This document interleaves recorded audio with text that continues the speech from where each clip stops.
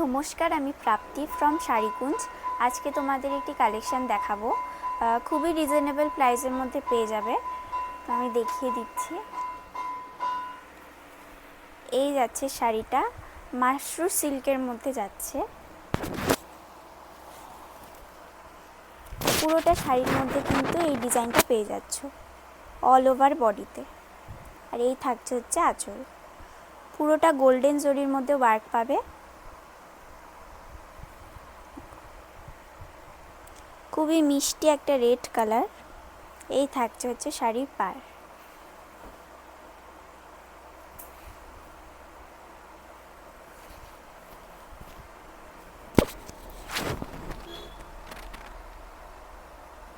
আর এটার সঙ্গে কিন্তু ব্লাউজ পিসও রয়েছে।